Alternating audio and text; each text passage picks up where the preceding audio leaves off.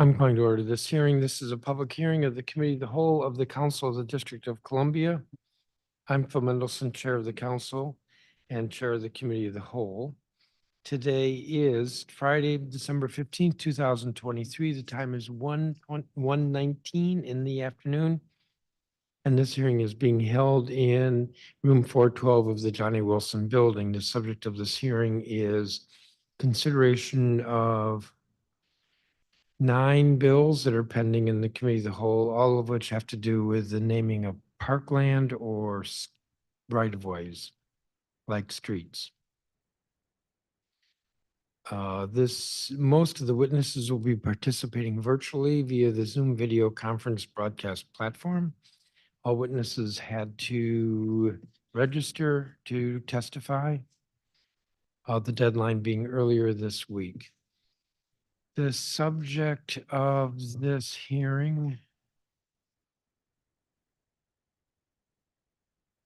is Bill 25-196 entitled the Ron Austin Memorial Park Designation Act of 2023. The stated purpose of which is to officially designate the park bounded by North Dakota Avenue, 2nd Street, and Quackenboss, all in Northwest, as Ron Austin Memorial Park. Bill 25-346 entitled the Lee Elder Way Designation Act of 2023, the stated purpose of which is to symbolically designate the 800 block of 26th Street Northeast as Lee Elder Way. This is in Ward 5. The third bill is Bill 25-349, the Jesse Mitchell Way Designation Act of 2023. The stated purpose of this bill is to symbolically designate W Street between First and Flagler Place in Northwest in Ward 5 as Jesse Mitchell Way, again symbolically. The next bill is Bill 25-415 entitled the Robert L. Yeldell Way Designation Act of 2023. The stated purpose of which is to symbolically designate the 800 block of Southern Avenue Southeast between Chesapeake Street and Bonini Road as Robert L. Yeldell Way. The next bill is Bill 25-533 entitled St. Luke's Way Designation Act of 2023. The stated purpose of this bill is to symbolically designate Church Street in Northwest between 15th Street and 16th Street in Ward 2 as St. Luke's Way. The next bill is Bill 25-534, Annie's Way Designation Amendment Act of 2023. The stated purpose of this bill is to symbolically designate the public alley system within Square 179, which is bounded by Corcoran Street, 16th Street, Q Street, and 17th Street to designate that alley system as symbolically designate that alley system as Annie's Way. The next bill is Bill 25-535. Entitled the Pastor John W. Davis Way Designation Act of 2023. The stated purpose of this bill is to symbolically designate the 5100 block of 14th Street Northwest in Ward 4 as Pastor John W. Davis Way. The next bill is Bill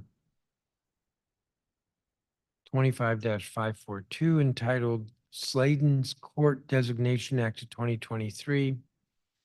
The stated purpose of this bill is to officially designate the public alley system bounded by East Capitol Street, 12th Street, Independence Avenue, and 11th Street, all in Southeast, also in Ward 6, as Sladen's Court. The next bill is Bill 25-559, entitled the Blue and White Marching Machine Way Designation Act of 2023. And the stated purpose of this bill is to symbolically designate A Street Northeast between 13th and 16th Streets as Blue and White Marching Machine Way.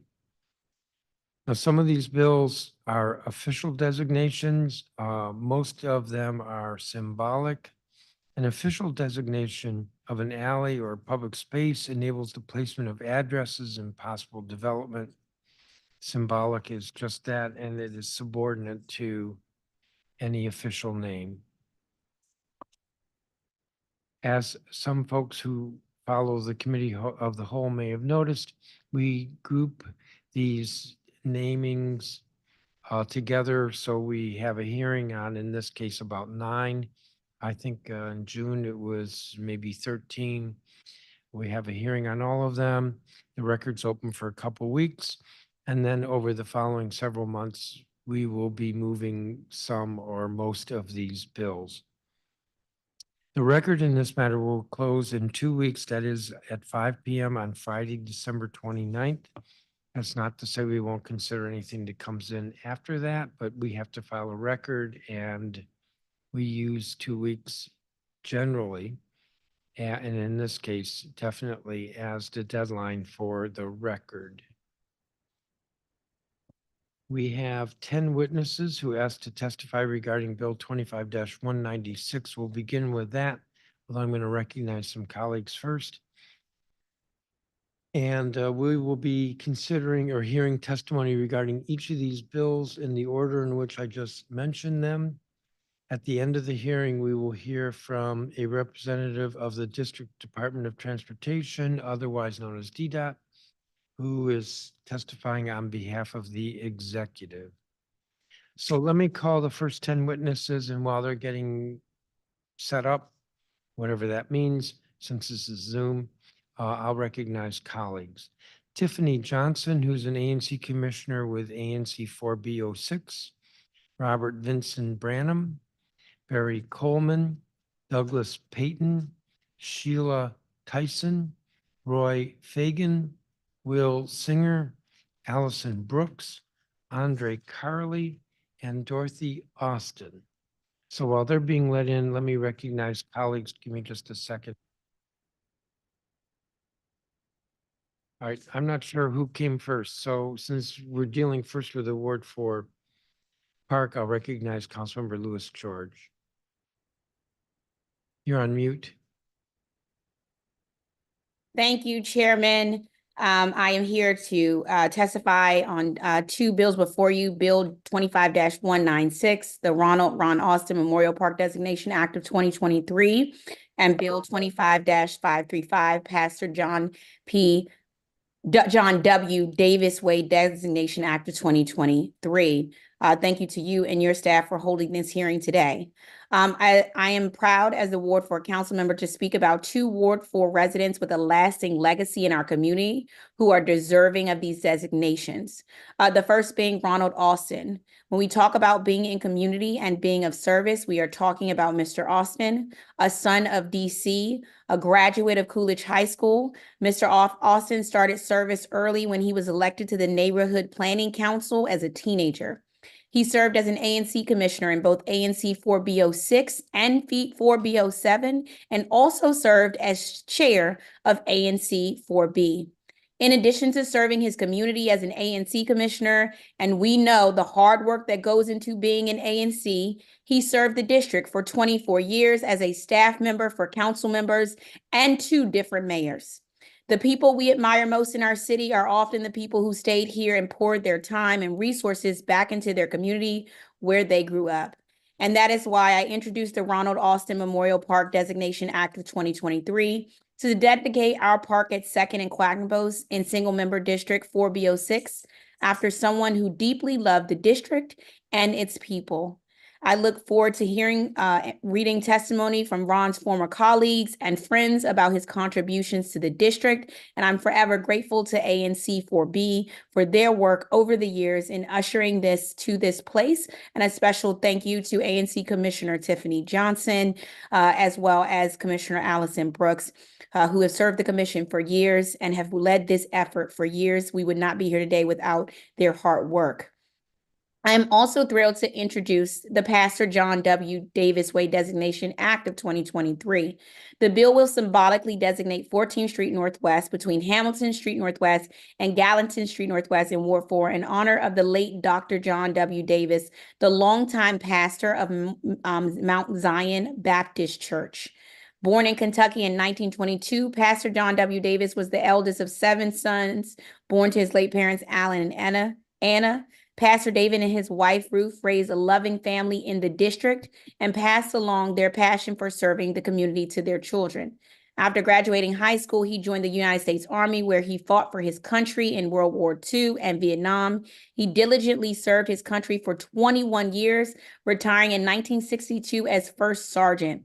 Pastor Davis was called to the ministry in 1972. He graduated from Liberty College, Bible College in Lynchburg, Virginia in 1979, and he obtained the Bachelor of Bible Theology from the International Bible Institute and Seminary in 1984, and in 1985, he was honored with the Doctor of Divinity.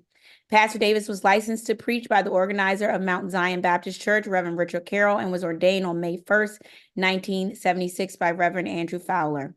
He was the senior pastor of Mount Zion Baptist Church from 1981 until his death on September 21st, 2021, at the age of 99 years old. As the pastor, he helped grow Mount Zion's membership by adding additional worship services, mentoring, outreach ministries, and computer classes. He also did the real work when it came to those communities most in need, from our unhoused residents to those who may be suffering from substance abuse issues. Another man of service, of community, a teacher, a mason, a father, a husband, and a veteran who served this community until 99 years of age. It is my honor that both of them will be here today. I ask for their swift passage of this legislation, and I look forward to honoring them with their fellow family members and fellow colleagues for the work they absolutely deserve. Thank you, Chairman, for this opportunity. Thank you, Councilmember. Would you be kind enough to share with us your remarks so we can include them in the report? Absolutely. We'll do. We'll send right away. Excellent. Councilmember Gray, do you have opening statement? Chairman, I want to share the opportunity for those who also come to testify today. I want to share my support for them who are supporting this effort. So please add my name to those who are speaking today on their behalf, Mr. Chairman. Thank you very much. Thank you, Councilmember Gray. Councilmember Trayon White, do you have any opening statement? I do. First, I want to thank you, Chairman, for holding this hearing today on these bills to honor these respective legacy of the great DC residents institutions. As a councilman in Ward 8, I'm happy to honor those who have left behind a long legacy in my ward and across the district. I'm here in favor of the bill, B25-0415, the Robert L. Yeldale Way Designation Act of 2023. This bill symbolically designates 800 block of Southern Avenue Southeast, from Chesapeake to Benini Road Southeast, as the Robert L. Yeldale Way.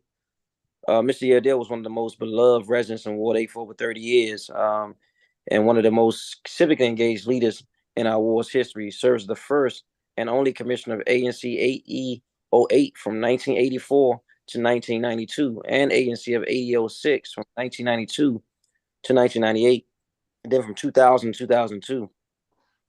He also served as the chair and treasurer for ANC 8E, in total over 16 years of service here in the District of Columbia. Mr. Yeldale, along with other members of his family, served in tremendous roles in our Ward 8 Democrats and some of our other civic leadership organizations, and also the task force for Camp Sims, task force for the Metropolitan Transportation.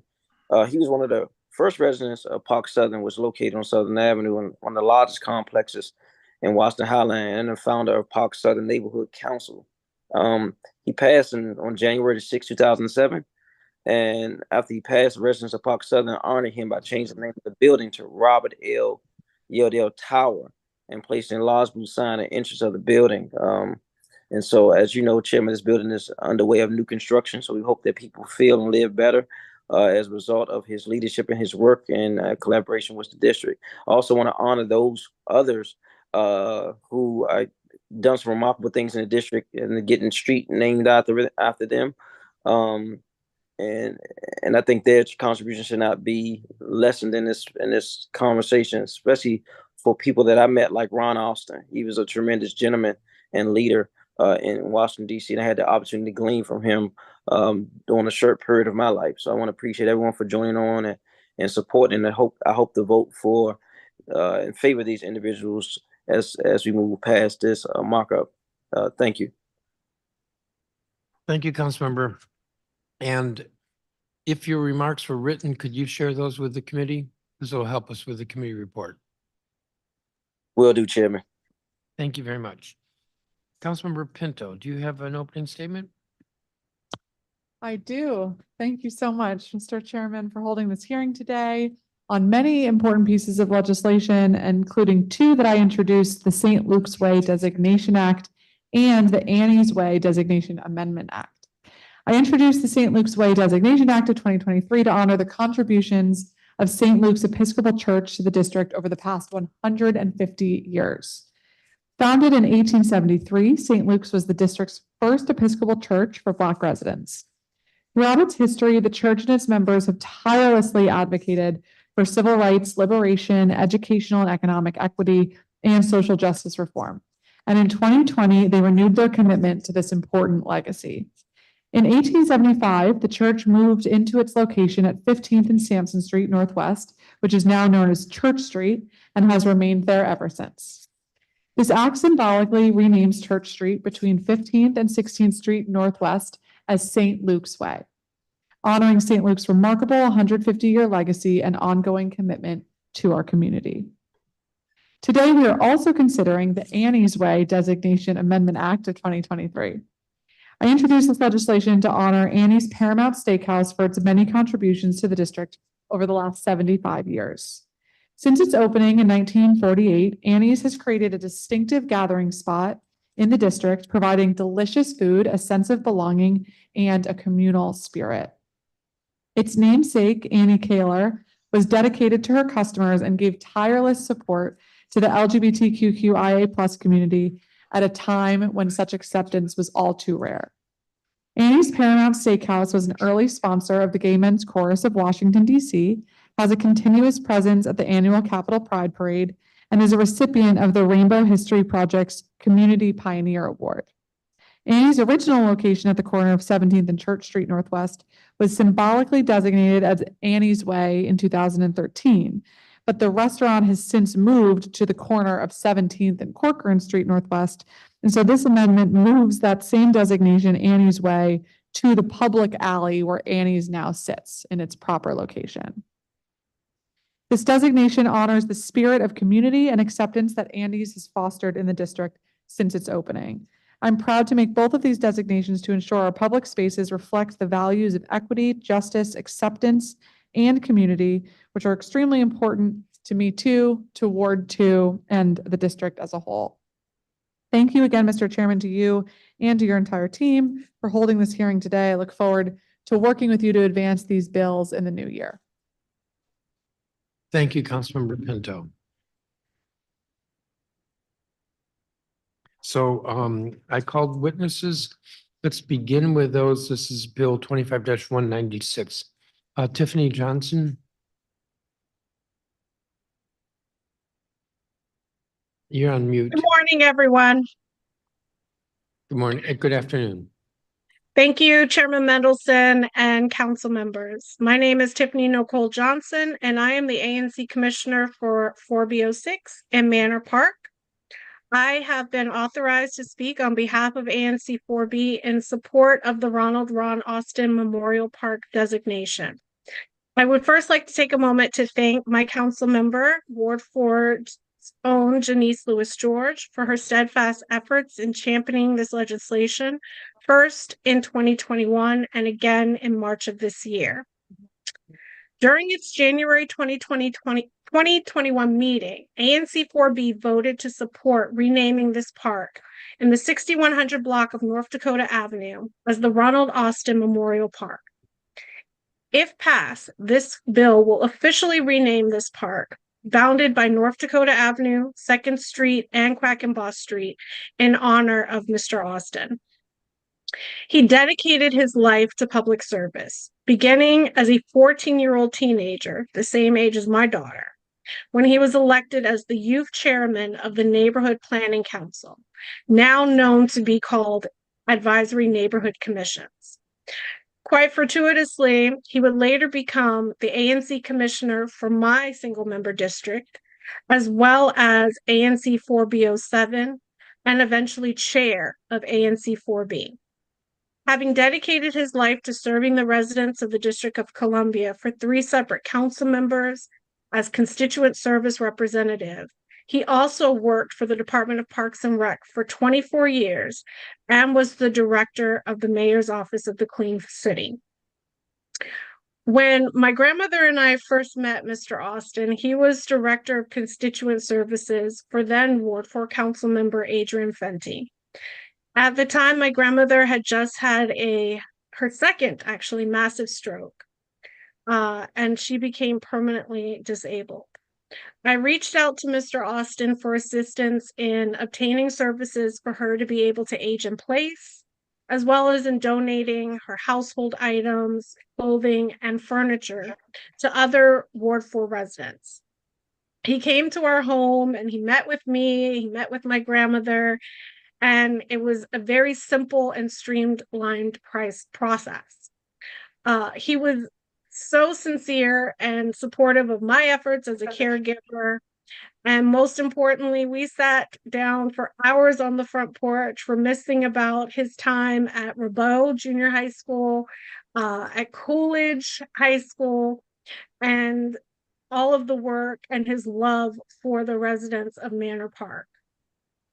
For this and myriad additional reasons, too many to name during this testimony, I, and on behalf of all of the residents of Manor Park, would be honored to have a park in his name, and we fully support this legislation. Thank you so much for your time. Thank you, Commissioner. Robert Vincent Branham. Greetings and salutations, Chairman Mendelson and members of the committee. I am Robert Vincent Branham, President Emeritus of the DC Federation of Civic Associations, Chairman Emeritus of the 5th District Citizens Advisory Council, a large member of the MPD's Chief Citizen Advisory Council, and Chairman Emeritus of the Ward 5 Democrats. Although I am not a resident of Ward 5, I am pleased to stand and sit in strong support of Bill 25-196, the Ron Austin Memorial Park Designation Act of 2023.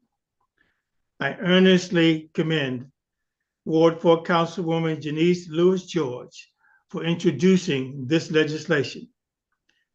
I came to know and collaborate with Ron during my association and service with 5D CAC and the Chief CAC.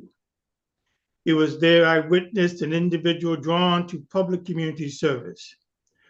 Ron was always dedicated not only to his fellow Ward 4 residents, but also the people across all 8 wards.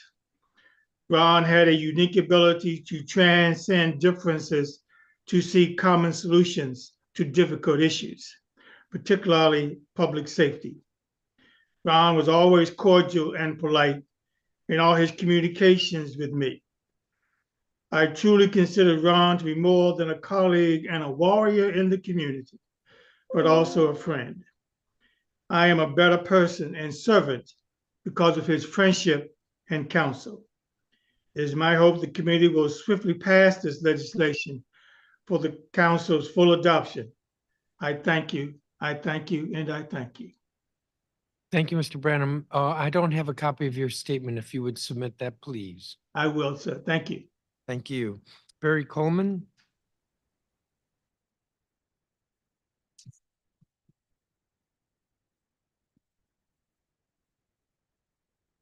Good afternoon, and I appreciate this opportunity to speak on behalf of Ron's Austin Memorial Park. I'm Barry Coleman, and I'm a resident here in Ward 4. And I just want to say a little bit about Ron and what he has meant to me. Ron was very supportive of the neighborhood and worked tirelessly on behalf of the community. Ron was one of the first people I met when purchasing a home in the area. He was very welcoming, listened to issues, and sought reactions to situations that impacted the neighborhood. Ron was also always on the lookout for the seniors to ensure they received services or felt heard as constituents of Ward 4. Dedicating this space to Ron will memorialize his name and his commitment to Ward 4 and the District of Columbia. A vivid and delightful memory of Ron is him riding around in his truck, then stopping to have a conversation, always asking, quote, how are things going on your block, end quote. Here's to Ron and his undeniable love for Ward 4 and the District of Columbia, and I fully support this resolution being passed. Thank you for your time. Thank you very much. Doug Payton.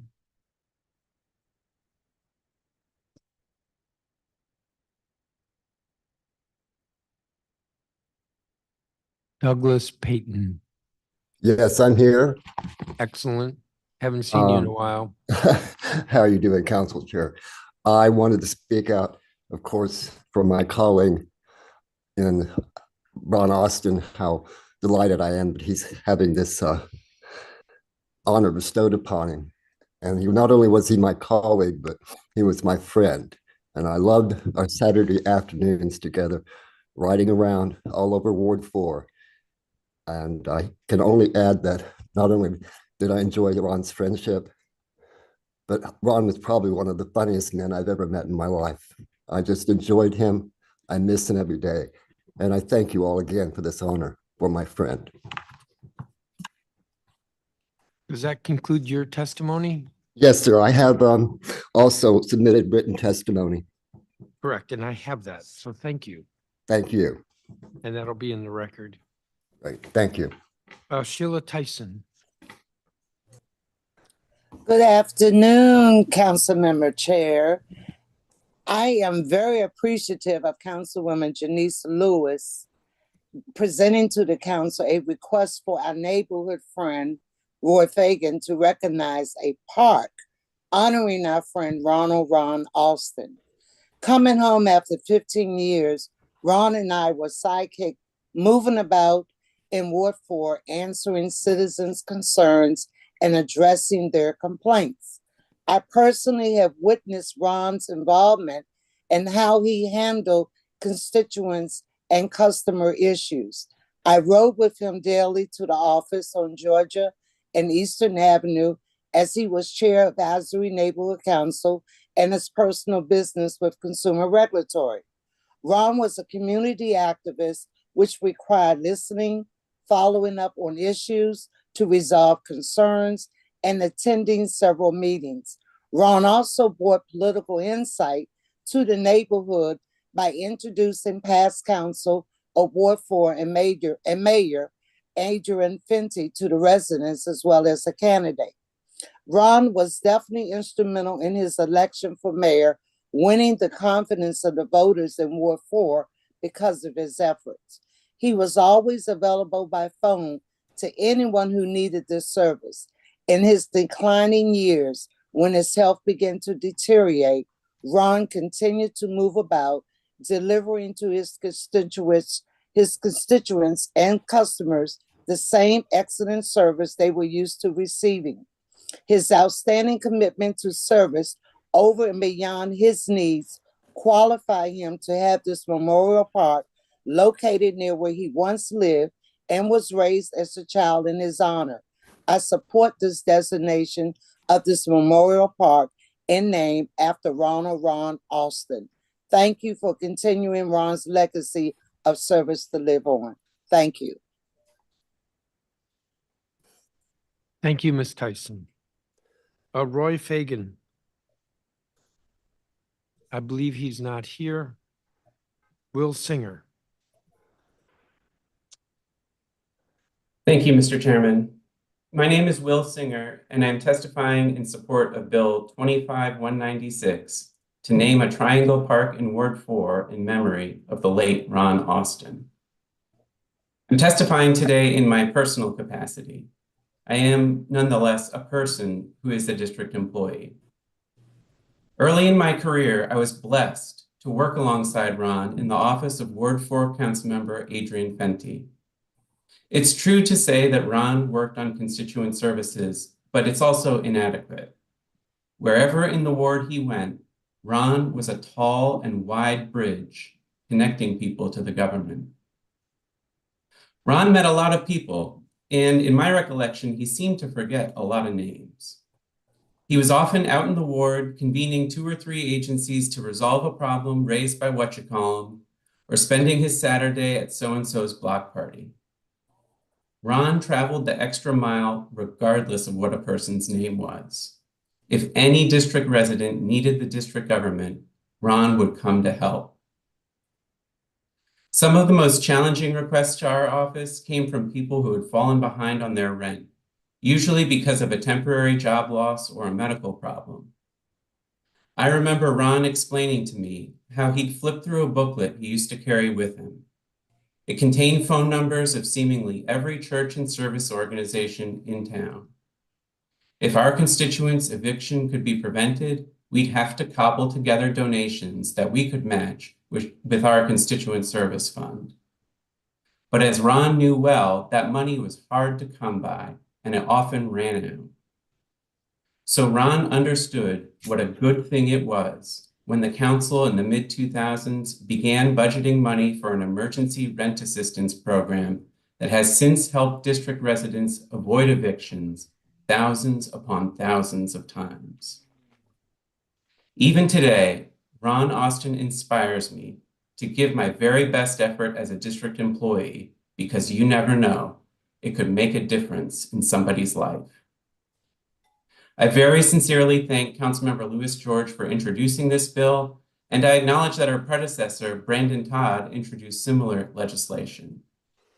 I commend the past and present commissioners of ANC 4B who have testified and are testifying in support of this bill. And I welcome Director Freeman's written testimony expressing her appreciation for the contributions that Ron made as a DPR employee as well. It is fitting to see such broad support for this bill because Ron was the rare person whose work in politics transcended political rivalries.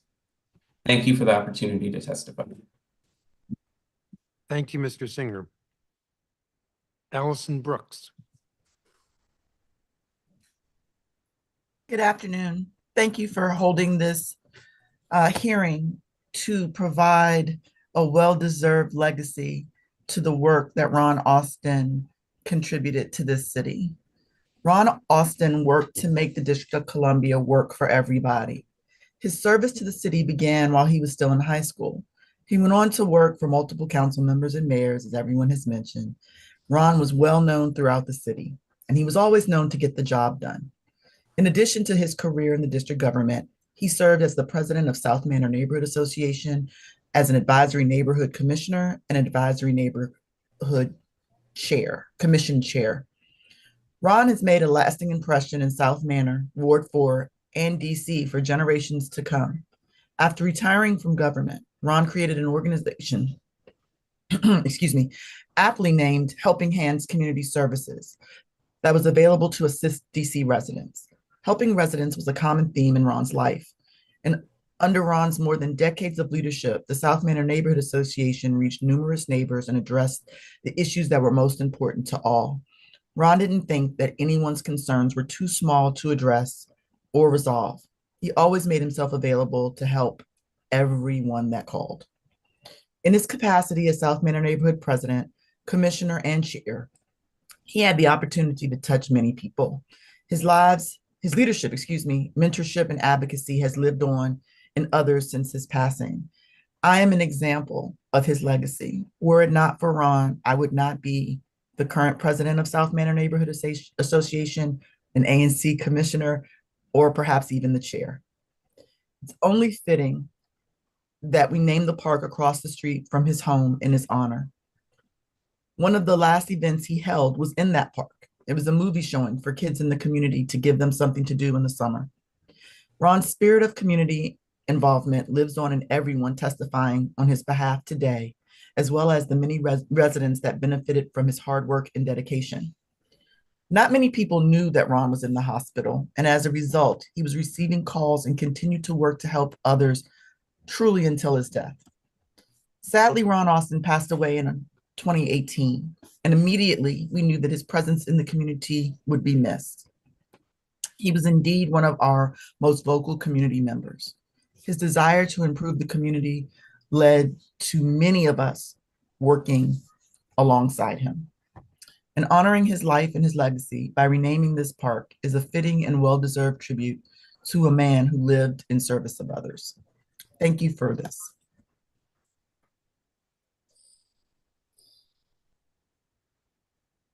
Thank you very much, Ms. Brooks. Andre Carly? Andre's on. I'm sorry, what'd you say?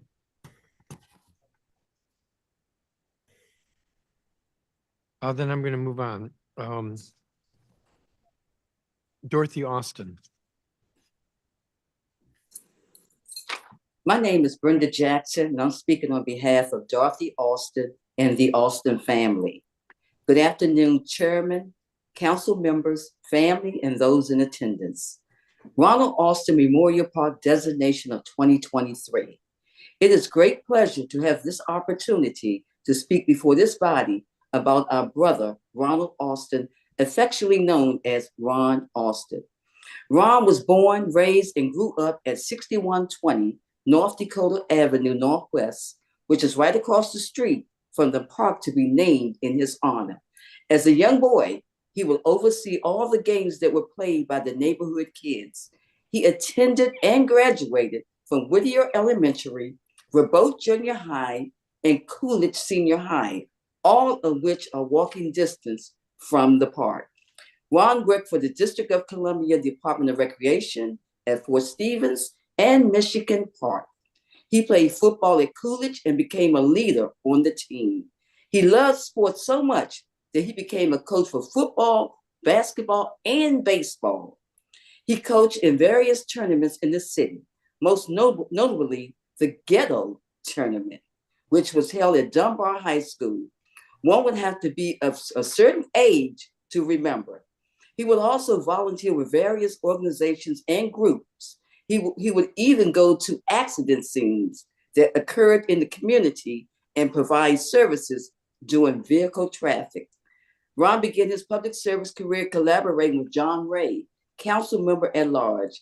He became well known not only in Ward 4, but also in all wards of the city. He was working with ANC, Civic and Citizens Association, DC Federation Civic Association, churches, and constituents. He left the council and began working at the National Children's Center, which is across the street from the park to be named in his honor. At least 30 years passed before he returned to public service as an elected ANC commissioner. While campaigning for Adrian Fenty for Ward 4 council member and as mayor, Ron was able to introduce him to various groups and organizations across the city. When Fenty became mayor, he named Ron his constituent service director and a member of his cabinet. In this capacity, Ron became famously known as Mr. Fix-It throughout the city. Everyone knew to call Ron Austin and the matter would be taken care of immediately. His skills and talents would later have him campaigning and later working in the same capacity for Councilwoman and later Mayor Muriel Bowser. The pattern of the love Ron had for this city and his neighborhood is evident by his legacy. It was imperative that the residents of Ward 4 had a voice that was heard. At Ron's funeral service, a countless number of people approached family members to acknowledge how Ron had been God sent in their lives. One person noted how when her house caught on fire, Ron was there to ensure that she and her family had a safe place to stay. In another instance, a young lady stated that when she could not pay her utility bills, Ron made a way to secure the needed funds. Another woman told the story of how she was about to be raped, and Ron stopped a young man, and Ron saved her life. Hang Time Barbershop in Northwest wanted to have a basketball tournament at Tacoma Park and was told no. The owner told Ron, and later he got a call that the event was a go. The stories went on and on about all Ron has done in the community. In conclusion, all that has been stated is just to show how appropriate it would be to name this park across from Ron's family residence in honor of him. He was a pillar in the community and is missed immensely. Thank you. Thank you, Ms. Jackson. It would be very, very helpful if you gave us a copy of that statement. Will do. Thank you. Thank you. So we'll have a 1 4-minute round of questions by members. I have one. Commissioner Johnson, if you are still here, has the ANC adopted a formal position on this legislation? Yes, we have. We formally adopted that several years ago in support of this park renaming. I recently also reached back out to constituents to ask if they still were in support, and it was a resounding yes from everyone. Would you be kind enough to send us a copy of that resolution? Yes, of course, I will do that today. Okay, great. And I think that's the only question I have, other than the couple of you who need to send us a copy of your statement. Thank you, each of you, for your testimony. Let me turn to colleagues. Councilmember Louis George, do you have any questions?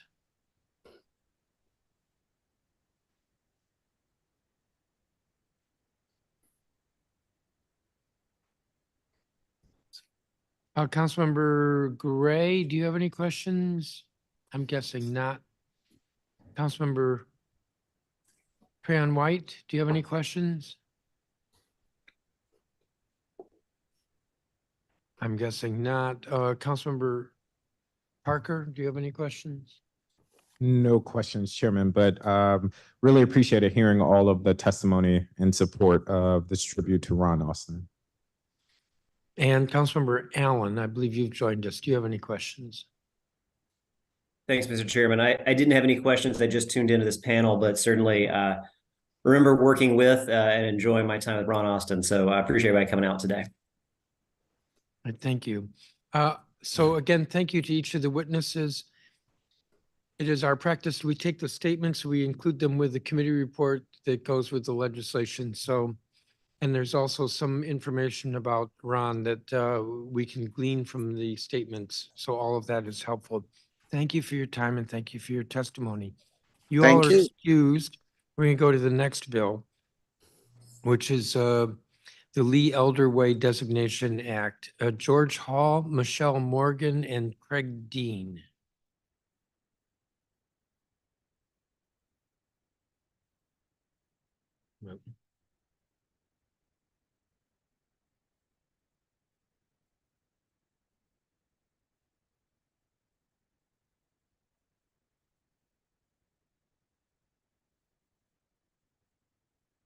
George Hall or Michelle Morgan?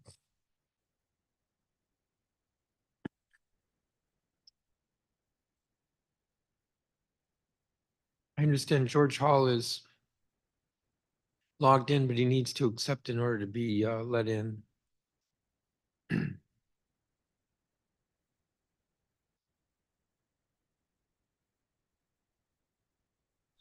Hello. All right, Mr. Hall, why don't you go first? Look it up. Thank you. Good afternoon, Mr. Chairman. My name is George Hall. I'm on the executive committee for Langston Golf Course Conservancy, also known as the Friends of Langston. I wanted to speak today in support of Bill 25-346, Lee Elder Way Designation Act of 2023, the renaming of the 800 block of 26th Street Northeast to Lee Elder Way. I've been playing golf at Langston for over 25 years, and I, like many of the golfers at Langston, have developed some lifelong friendships over these years. Lee Elder, the first African-American to play in the Masters at one time managed Langston Golf Course and was instrumental in keeping this historical facility open and welcoming to people of color. For years, Langston has provided a cradle of support and resources for young people in the communities surrounding Langston.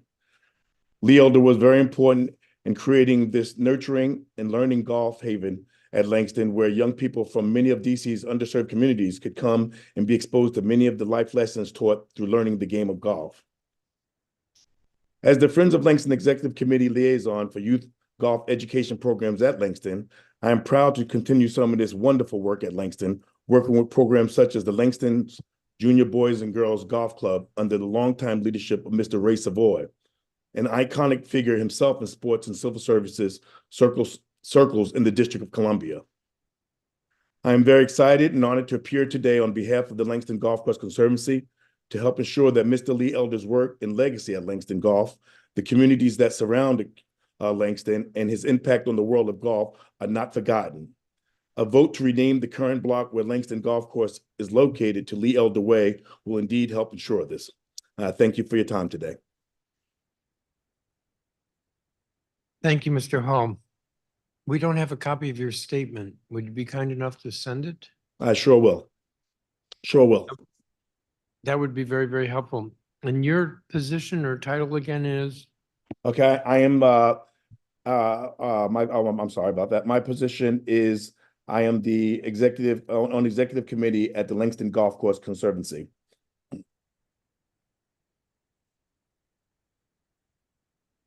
Thank you. You're welcome. Michelle Morgan, I believe, is not here. Craig Dean, who's in person, and I like people who are in person. When you're ready. Thank you, Council Chair Mendelson, and thank you, Council Member Zachary Parker. My name is Craig Dean. I'm the Executive Director of the Langston Golf Course Conservancy, and I'm proud to submit this testimonial letter in support of Lee Elder Way. On behalf of the Friends of Langston Golf Course Conservancy, I'm proud to submit this letter in support of designating the 800 block of 26th Street Northeast, Lee Elder Way, at the entrance of the historic Langston Golf Course. Lee Elder lived in the District of Columbia for over 25 years and managed his beloved Langston from 1978 to 1981. During his time in the district, he was an avid supporter of Langston Golf Course as well as the surrounding community. And our organization is focused on completing his lifelong quest to elevate this iconic national treasure into its rightful place in golfing history.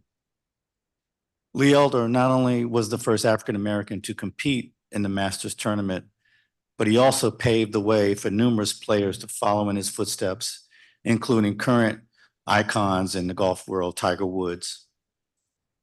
His legacy was finally recognized at the 2021 Masters tournament in Augusta, Georgia, where he was named honorary starter for the famed institution barely a year before his death. Renaming this portion of 26th Street Northeast is a fitting tribute to Lee Elder and all that he stood for in our nation's capital and beyond. Respectfully submitted, Craig L. Dean, Executive Director, the Langston Golf Course Conservancy.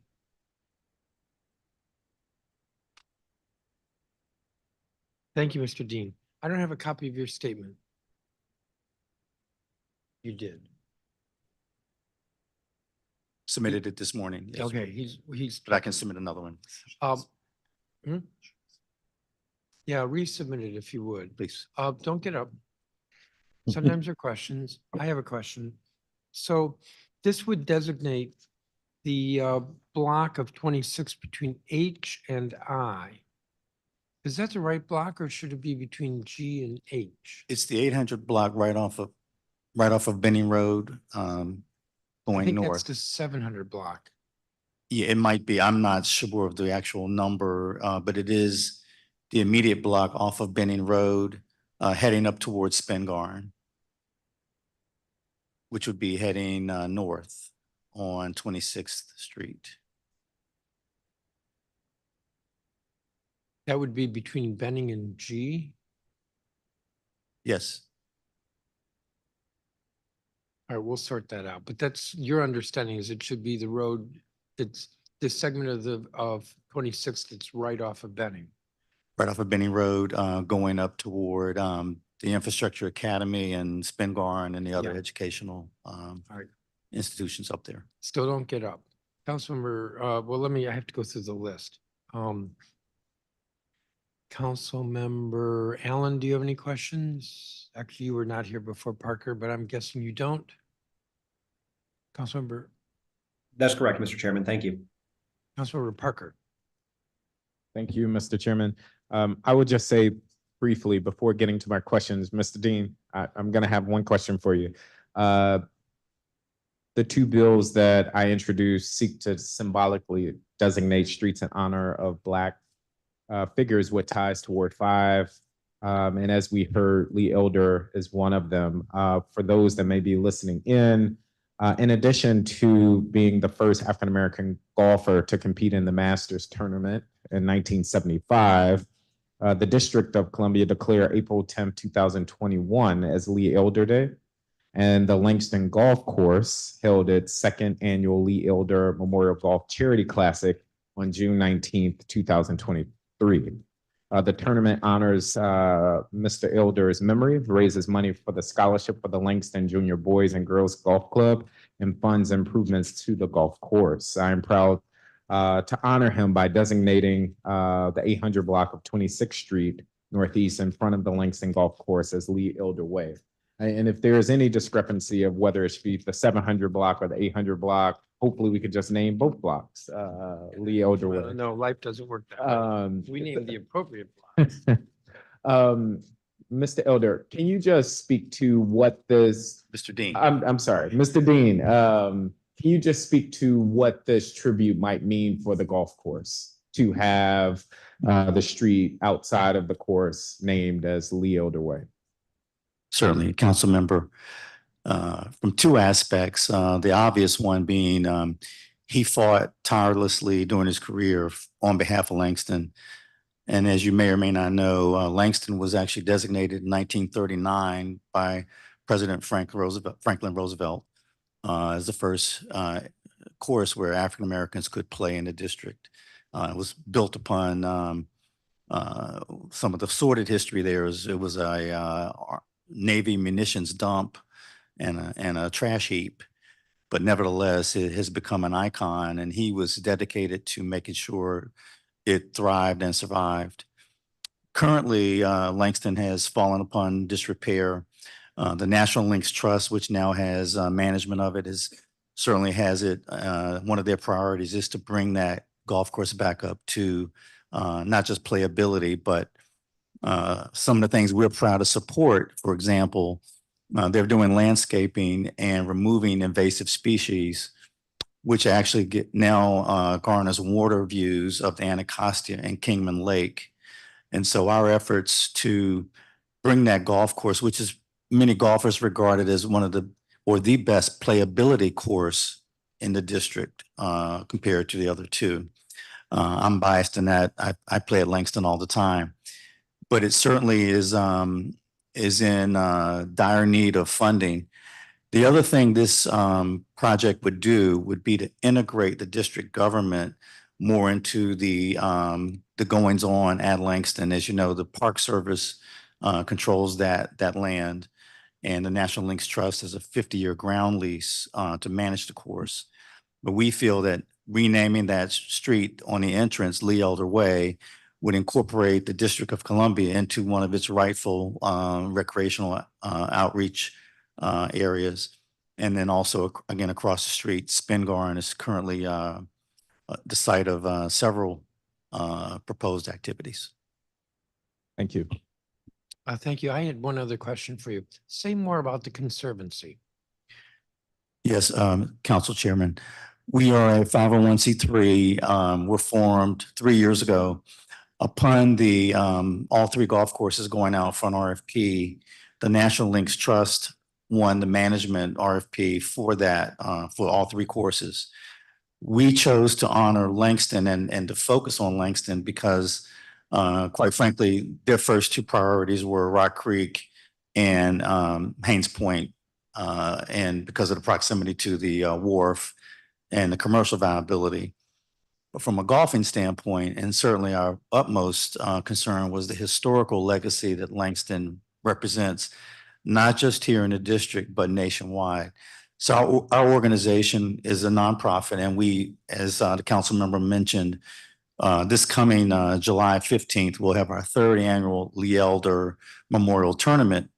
The ultimate goal, by the way, to bring Langston up to speed and up to par, if you would, is to have a place in the district and where you will not need to go out to Maryland or Virginia to play top-rated golf in a first-class facility.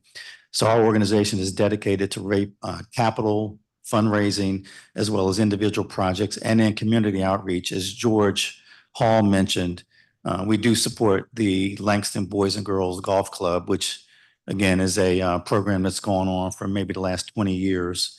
And so surrounding youth come to the golf course to learn about golf and keeping them off the street. Thank you. So I have no further questions for you. Please remember to resubmit your statement. Will do. Thank you. Great, thank you. And thank you for being here. You get a gold star for that.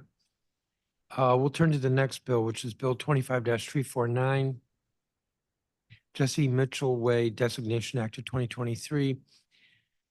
The following witnesses: Joe Levesque, Doyle Mitchell, who's President and CEO of Industrial Bank, Joy G. Hayes, Patricia Mitchell, Cordell Hayes, and Jim Myers.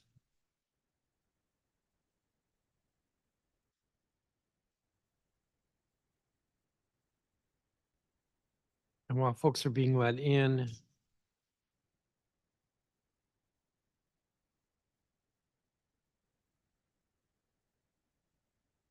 this bill would symbolically designate W Street between First and Flagler Place as Jesse Mitchell Way. It's in Ward 5.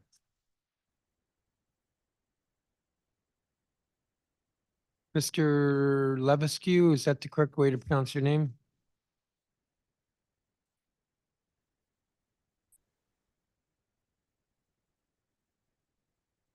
Yes, it is. Please proceed.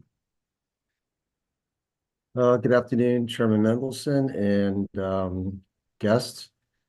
First, I'd like to thank Councilmember Parker for submitting this resolution to honor Jesse Mitchell. The 100 block of W Street, which is proposed as Jesse Mitchell Way, is located in the community of Bloomingdale. As Correspondent Secretary of the Bloomingdale Civic Association, last June, I made a presentation at the association's monthly meeting concerning the pending DC resolution to honor Jesse Mitchell. I'm pleased to report that the Bloomingdale Civic Association voted enthusiastically and unanimously to support the resolution. I would also like to add that I wholeheartedly agree with the sentiments in the upcoming testimony of my spouse, Jim Myers, who will be speaking shortly. So I'll see you in a few minutes. Thank you. Thank you. Doyle Mitchell, who does not appear to be here. Oh, in person. You know, you get a gold star for being in person. It's nice to see you.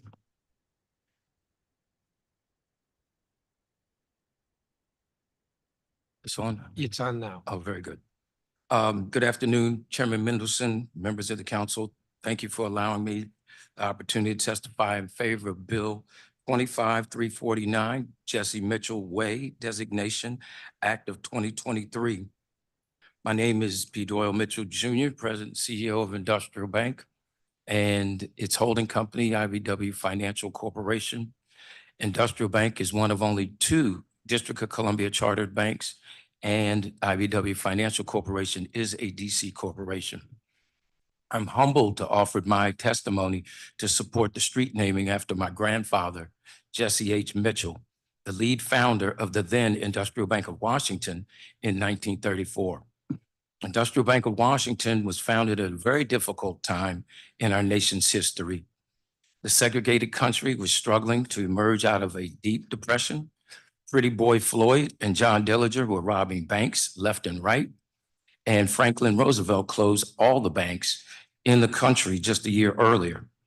But my grandfather and others saw a need among his people for an institution that would serve Black people differently than the other banks in town. At that time, Washington, D.C. didn't have a superintendent of banking or a banking regulatory regime, so the founding group had to petition Congress and the President of the United States directly to gain authority to receive a charter to do business. The day the bank opened, there was a long line of individuals, businesses, and churches waiting to deposit their money. In a world where confidence in the banking system was shaky at best, this was a testament to their faith and confidence that Jesse Mitchell was a prudent business person and a trustworthy man. From day one, he approved loans for mortgages personally at his desk near the front door. He and Tally Holmes would walk into neighborhoods, look at a house, and return to the bank to determine the value while standing outside the front of the bank. That was their appraisal method. When I was young, people would tell me that, quote, your grandfather financed my first home, or financed my first car, or, quote, helped me send my children to college. He created hundreds, if not thousands, of firsts for people who would never otherwise had those opportunities, would have had those opportunities. There are grandchildren and great-grandchildren of his customers alive today, living prosperous lives because of the work he did and how he helped their parents and grandparents. Unfortunately, I never had the opportunity to meet him, but the employees who worked for him often told me how much they loved working for him, including Virginia Ali of Ben's Chili Bowl, even though she loved Ben more, so she eventually left the bank. Jesse was always fully ingrained in the fabric of Shaw. He loved entertaining at home, attending events along U Street, and leading organizations like the National Bankers Association, which consisted back then of only Black-owned banks at the time. He was a founding officer of the Negro Chamber of Commerce, which later became the DC Chamber of Commerce, and he was a Grand Master Mason. My father was careful to note how my grandfather did business, which enabled him to carry on the bank for 40 years after my grandfather passed. Thousands of employees have advanced through the bank, developing careers, some purchasing homes, and putting their children through college as a result of Jesse's work, including my sister, myself, and our surviving cousin, Brenda Hayes Pace, Jesse's third surviving grandchild. Industrial Bank has produced 3 individuals that went on to preside over other Black-owned banks, that is, being president of other Black banks. Jesse created an ecosystem within Washington, D.C., which has lasted for generations. Today, Jesse's family, from grandchildren to great-great-great-grandchildren, are benefiting from his vision and his hard work.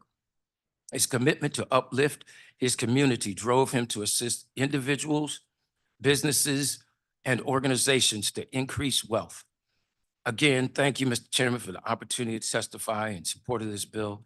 Special thanks to Councilmember Parker for introducing this bill, and extreme thanks to Jim Myers and Joe Levesque for birthing the idea of the street naming and allowing us actually to see where my grandfather lived at 111 W Street, which was a special occasion beyond anything I could imagine.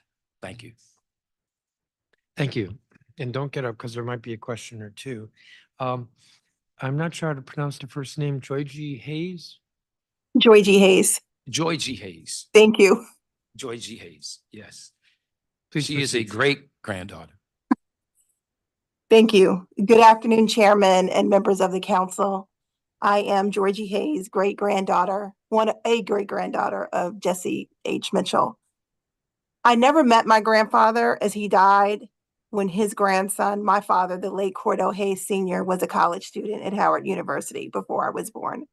While I never met my great-grandfather, my entire life has been influenced by his legacy.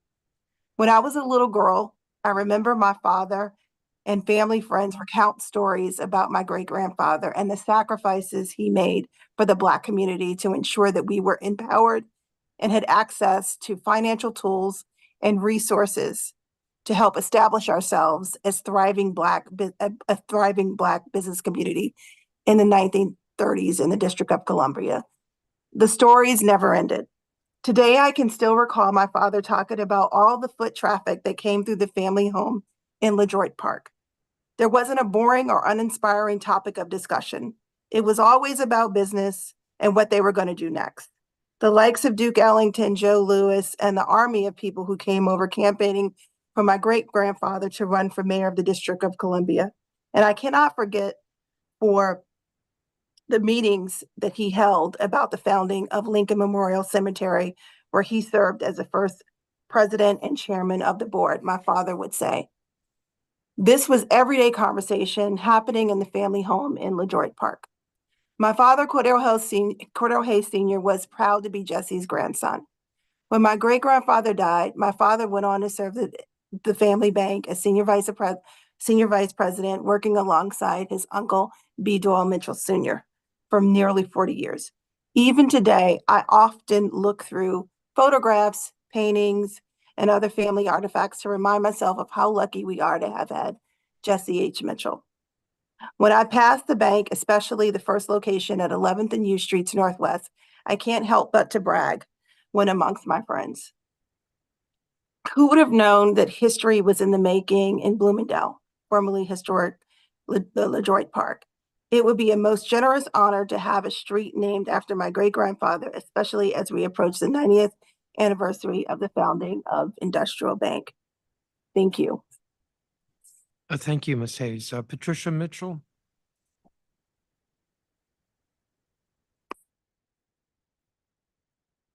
Is she here? Yes.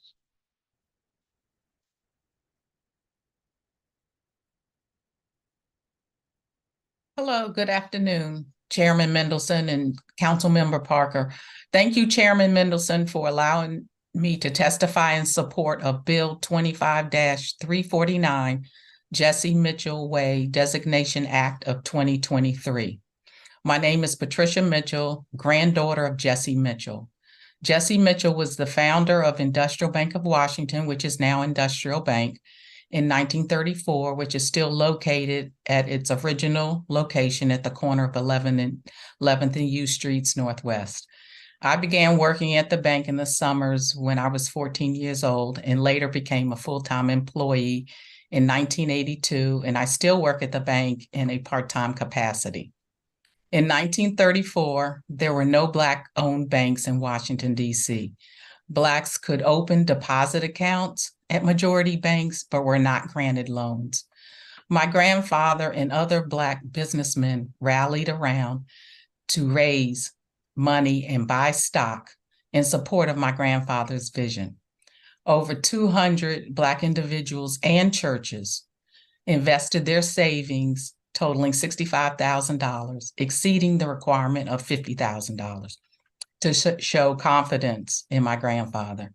A total of 474 stock certificates were issued at $10 a share, which was an impressive showing from a community still hurting from the Great Depression. Industrial Bank of Washington provided Blacks the opportunity to obtain mortgages, car loans, and business loans, assisting Blacks to become a rising middle class.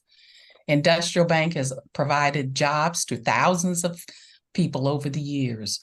Mortgage loans allowed Blacks who couldn't save enough cash to purchase their home to have a mortgage with a 20% down payment. Industrial Bank of Washington made loans to churches from its inception and continues to lend to churches today. Over the years, people would meet me and say that they received their first mortgage loan or their first car loan from Industrial Bank. When I started at the bank in the 80s, the majority banks would not lend to churches. They would call on us to make church loans while they retained the deposit accounts. They were fearful of the backlash if the loan would go bad. My grandfather was very active in the community. As my brother, B. Doyle Mitchell Jr. just said, He became president of the Negro Bankers Association, which later became the National Bankers Association from 1942 to 1952. This organization was an organization for Black banks and still exists today, representing the nation's 140 minority banks. He was also the founding director of the Lincoln Memorial Cemetery in the 1930s, one of the very few cemeteries where Blacks could be buried. My grandparents lived at 111 W Street, one of the few communities where Blacks could live in the 30s and 40s. They lived there with their children, their son-in-law, and grandchildren. And throughout the years, relatives came from other parts of the country to live with them while attending Howard University. By the way, I should mention my grandfather earned his law degree from Howard University. My grandfather taught my father and his grandchildren how to save in the business of banking, which in turn, my father taught me those same traits, which led to my career at Industrial Bank. I want to thank Councilmember Parker for supporting this bill, Jim Myers and Joe Levesque for opening up my grandfather's home, which is now their home, to me and my family, and for presenting this honorable proposal. Thank you. Thank you, Ms. Mitchell. Cordell Hayes? He won't be speaking. He submitted a testimony, but he will not be speaking. Okay. Actually, I don't have a statement from him, so you should resubmit it. Okay. And Jim Myers.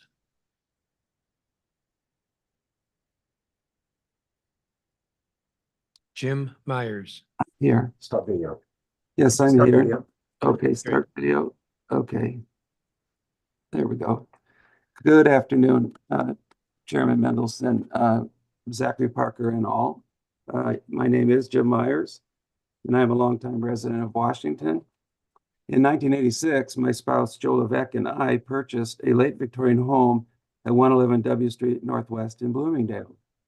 I submitted a photo of the house today, as it appears today in my testimony, which I understand is difficult to share, but this just gives people an idea of the grand old house here, typical DC row house, beautiful.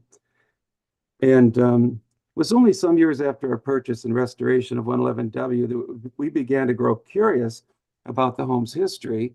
We also had begun hearing stories from neighbors about the parade of guests that would come in and out of the house of the big banker on the corner there, and people from Washington's arts and entertainment industries and luminaries such as Duke Ellington and I guess Jackie Robinson and many other big names. So upon investigation, we learned that 111W had at one time been the home of Jesse H. Mitchell and his wife Beatrice, as well as extended family members, for approximately 2 decades until the early 1950s.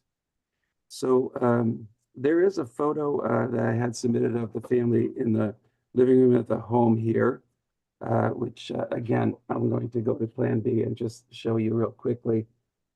There's the group sitting there with Jesse Mitchell to the right in the white hair. We eventually came to know much more about the life and family of Mr. Mitchell, as well as his noteworthy civic leadership and his respected accomplishments, notably the groundbreaking establishment of the venerable Industrial Bank of Washington, which continues to thrive to this day under the leadership of his grandchildren, 2 of whom have testified. Allow me to cite a few quotes from a 1952 article published in Washington's Evening Star newspaper that describes what the paper called an impressive tribute, quote, unquote. It was a dinner held at the Willard Hotel and attended by prominent dignitaries to honor Jesse Mitchell and his contributions to society. One prominent speaker remarked, quote, it took great courage and vision to open a bank in 1934, unquote, which of course was a reference to it being the height of the Great Depression. The Toastmaster declared, quote, he has blended material resources of a bank with spiritual resources of men and women into a stirring story of community progress and enduring significance, end quote. One speaker summed it all up by commenting that, quote, we honor ourselves to honor him, end quote. And this event highlights, in my mind, the fact that Jesse Mitchell's significant contributions to Washington were already well recognized even in his own day. In light of these facts, earlier this year, Joe Levesque and I submitted the proposal for the symbolic honorary naming of the 100 block of W Street as Jesse H. Mitchell Way that is under consideration today. We strongly believe that this would be a most fitting tribute to the life and legacy of the founder and president of Industrial Bank of Washington and longtime resident of W Street. So I would also like to thank Councilmember Zachary Parker and his staff for their support and assistance in promoting this street naming. And also I thank Doyle and Pat Mitchell for their kind words about Joe and I. It was our pleasure indeed to have them and their extended family visit us here in their grandfather's home. Thank you all for your consideration and enactment of this respective bill 25-349. Thank you. Thank you, Mr. Myers. So I have a few questions. They're really just more curiosity. Mr. Mitchell, Doyle Mitchell. So there was a reference by Mr. Myers just now about this tribute at the Willard. Are those the photos in the lobby of the bank? That's a good question. I do not think so. I do not think so. We're still trying to find out the photo in the lobby where that was. It looks like it's at the Mayflower, but it also looks like it was a tribute. It looked like it was a tribute for sure. And you did not know the house on W Street until recently? I did not. My cousin Cordell, was a wealth of information. So he may have mentioned it, but it faded from my memory until Joe and Jim reached out to us. And this is maybe a question to Mr. Myers. The photo that you attached to your testimony, that's a recent photo, correct? As opposed to an old house? The photograph in the snow, yes. It is recent? I'm sorry. The current photo of the exterior of the home is my photograph taken perhaps 4 or 5 years ago. Okay. The winter scene with the snow and the snowman in the front, yes. And I noticed there was snow, so it wasn't too recent. It wasn't too recent, but it's more or less in its restored form. Thank you. And then I think I have just one other question. Again, this is just all curiosity, but are you saying, Doyle Mitchell, that Virginia Ollie worked at the bank and that's where she met Ben? She did. She did. She was a teller. Actually, last night at her birthday party, there was a couple of photos that showed her working right as a teller. And Ben walked in. He wanted her telephone number, and she said, "We have to be introduced."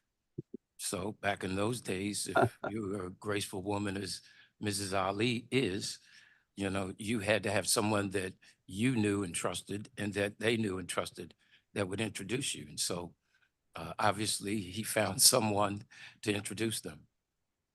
Interesting. Thank you. Councilmember Parker.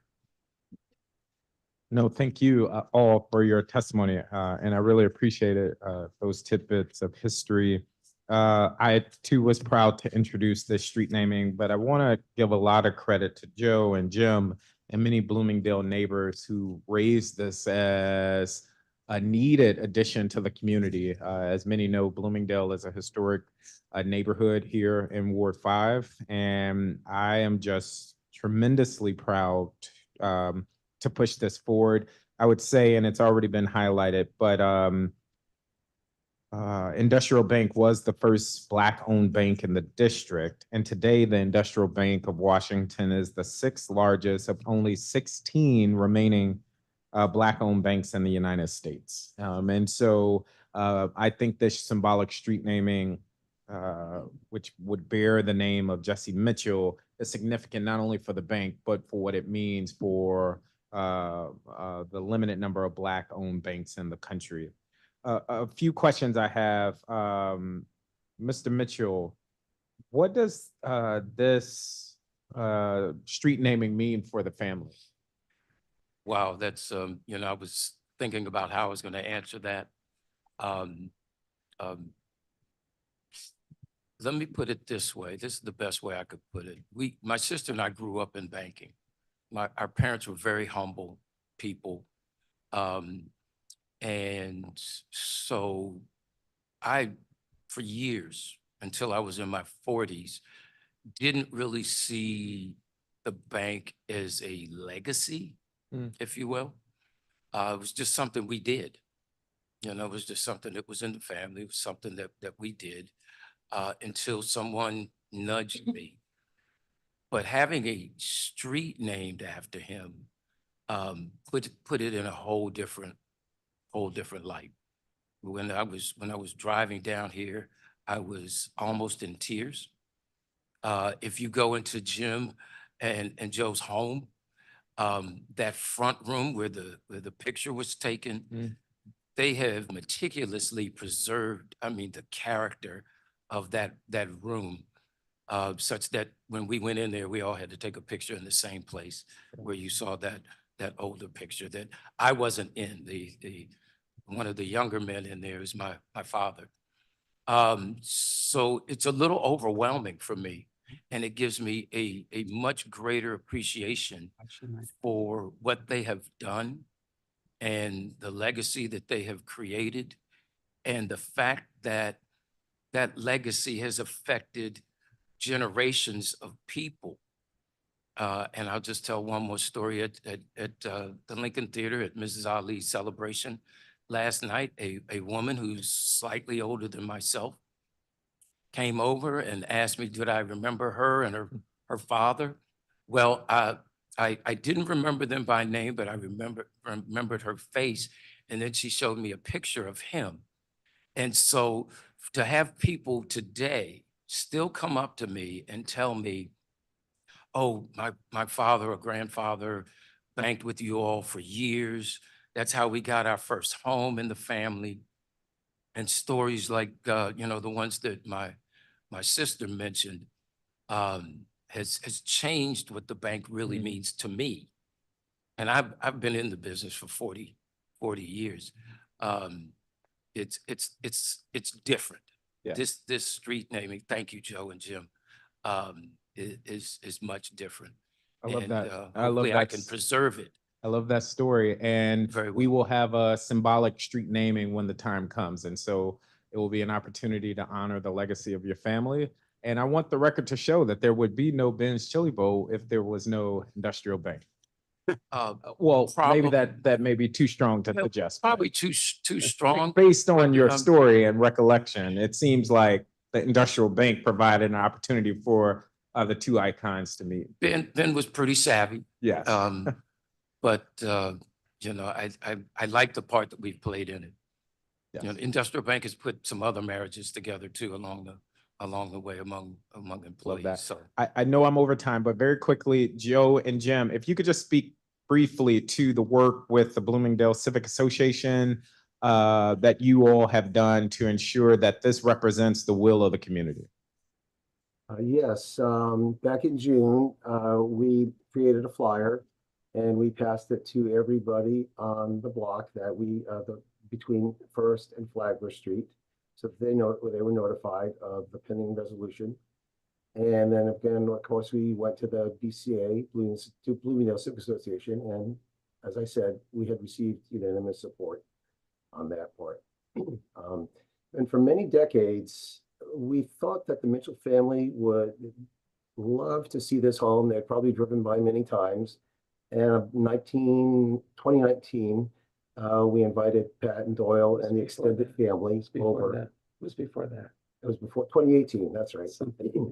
And they came over, and here's a picture of them sitting on the couch. Let's see, there they are in the living room where Jesse was also sitting with his extended family years ago. I think we showed you this already. We'll do it one more time. There's the family again. And there's not a day goes by hardly that I don't think of Jesse and his wife Beatrice and the accomplishments that they made, the people that they entertained. This man just had so many irons in the fire. I don't know how he did it all, he must have come home and was reviewing records about who wanted loans, and he was attending affairs, throughout the city. And it was just, I'm humble to live in this home. I think we both are. Thank you. I heartily agree with Joe. Thank you both. I would just also encourage you, if you're willing, to give some of those photographs or at least copies of them to the archives so that we can preserve that history for years to come. But thank you all for your testimony. Thank you for your support. Hit your mic. Oh, it's on.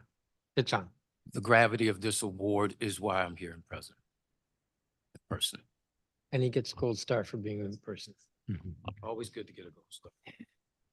Thank you very much. Thank you to all the witnesses. And we're going to move on to the next bill, which is Bill 25-415, Robert L. Yeldell Way Designation Act of 2023. And we have one witness, Robin Yeldell.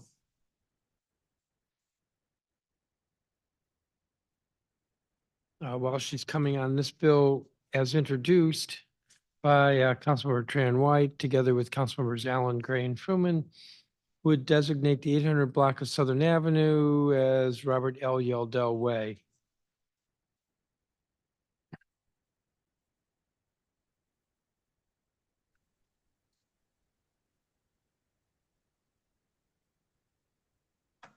Ms. Yeldell, if you would show yourself and begin.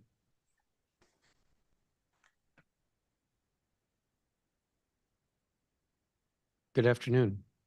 Good afternoon. Good afternoon, members of the Council of the District of Columbia, Committee of the Whole. My name is Robin M. Yeldell, and I am the proud daughter of the late Robert L. Yeldell. It is with great pleasure that I am able to testify before you today on Bill 25-415, Robert L. Yeldell Way, a Designation Act of 2023. It is an honor and privilege to speak on behalf of this bill to honor my father, my daddy, a man who gave so much to so many with a selfless heart and always with a smile. He was a provider, a supplier, a mainstay, and most of all, a faithful servant. He was a huge family man who was committed and dedicated to us, but also to his community, and he was a proud native Washingtonian. My dad loved Ward 8. He was an ANC commissioner for 8E, and for a time he served as treasurer. He was a member and officer of the Democratic State Committee. He worked closely and was well known at Precinct 7 to assist in crime prevention for the safety of the children and seniors. He resided at 800 Southern Avenue Southeast, which was named Park Southern Apartments from the time it was built in 1965 until the time he passed. Upon his departure, the building was renamed Robert L. Yeldell Towers, and WMATA changed the bus stop name as well. This remained until the building was sold and renamed. My dad served as president of the Tenants Association for years, and believe me, he took his job seriously. You could find him day or night driving neighbors to the grocery store, doctor's appointments, etc. His door was always open and his phone was always ringing. He worked tirelessly on making sure the youth always had summer jobs. These are only a few of the many hats he proudly wore in his service to the community. My dad did not stop there. He included his family to serve as well. Every holiday, he had me, nieces, nephews, brothers, sisters, family friends deliver baskets of food and toys. He never wanted any family or child to go without. Because of his dedication, he maintained close working relationships with the late Councilmember Wilhelmina Rolock, developer H.R. Crawford, the late Marion Barry, and Councilmember Vincent Gray, just to mention a few, all for the good of Ward 8. Having the street named after him would be a constant reminder of his impact and presence that he had on the community. Christmas was my daddy's favorite time of the year, so having this hearing at this time is so appropriate.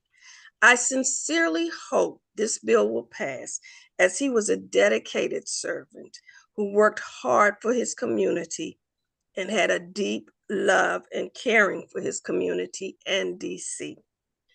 I thank you for the time and the opportunity to testify. Respectfully, Robin M. Yeldell. Thank you, Ms. Yeldell. And you are Robert Yeldell's daughter. Yes. And he lived at 800 Southern Avenue, which is where this this renaming or name designation would take place, correct? Yes. Yes. When did he pass away? He passed away in January of 2006. I remember him because I've always been elected citywide, and Right. one couldn't exist in or be in Ward 8 without knowing Robert Yeldell. So very true. So very true. Yes, He loved Ward 8. And he was very active with that building. I remember that as well. I do have a copy of your statement, and I don't have any other questions, and I don't believe there are any other council members here at the moment. Let me just check with staff. Okay. I think I'm good. Thank you very much. Thanks you for taking the time to be here. Thank you again for the opportunity. Yes. So the next four bills, the next three bills, we don't have a witness. Bill 25-533 St. Luke's Way, 25-534 Annie's Way, 25-535 Pastor John W. Davis Way. So the next bill is Bill 25-542 Sladen's Court Designation Act of 2023. Elizabeth Pollitt Peisner signed up to testify. I believe you are here, but you need to accept.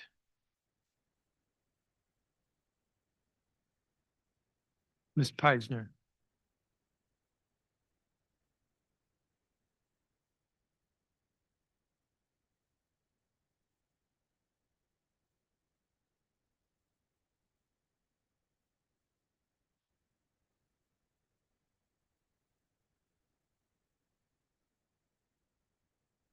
I can see you. That means Hello? we're getting close. Yes. Okay, I am, hello, and I apologize for being in the car. I had a doctor's appointment related to cancer care and, so needed to do that. So I truly apologize for where I am at.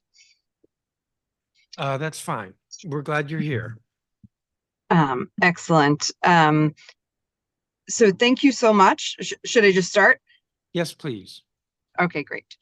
Thank you so much, Council Chairman Mendelson and members of the committee for this opportunity to testify today.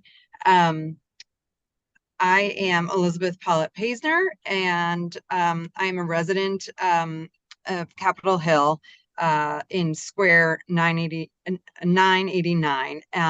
And the property owner of lot 807 in Square 989. This lot is located in and only accessible through the alley proposed to be officially named Sladen's Court by the Sladen's Court Designation Act of 2023. As the initiator of the alley naming proposal, I am testifying in favor of Bill 25-542. Our alley needs an official name. After significant neighbor outreach and with the support of the ANC, my husband and I received Board of Zoning Adjustment and Historic Preservation Review Board approvals to build a garage and apartment unit on lot 807 in Square 989. This lot is located in the alley that is currently symbolically named Sladen's Walk. Because the alley is only symbolically named, and our lot is only accessible through the alley, Our application to the DC Department of Buildings for an address for the apartment cannot be finalized. In order to receive an address for the new to-be-built structure, the DC Department of Buildings has informed us that the alley needs to be officially named. In May through September of 2023, my husband and I reached out to our neighbors whose property abuts the east-west alley that we are requesting to be named. The neighbors signed a petition to officially name the alley Sladen's Court, which continues to honor Bruce Sladen, for whom the alley was symbolically named. Richard Bruce Sladen was born at 120 11th Street Southeast and was a lifelong resident of Capitol Hill. He was an active participant in civic events and devoted a great deal of time to the Capitol Hill Group Ministry and its efforts to assist the elderly and residents of the DC jail. He was known as someone who was always ready to do what he could to help his neighbors and improve his neighborhood. He strove to increase the beauty and cleanliness of the parks and alleys where he lived, and until his death in April 1981, he cared for the park and alley that were adjacent to his house. In 1981, the council passed the Richard Bruce Sladen Resolution of 1981 to support having the park and alley to be named in his honor. While the park and alley are symbolically named in his honor, this bill would officially designate the public alley system bounded by East Capitol Street, 12th Street, Independence Avenue, and 11th Street, all in Southeast, in Ward 6 as Sladen's Court.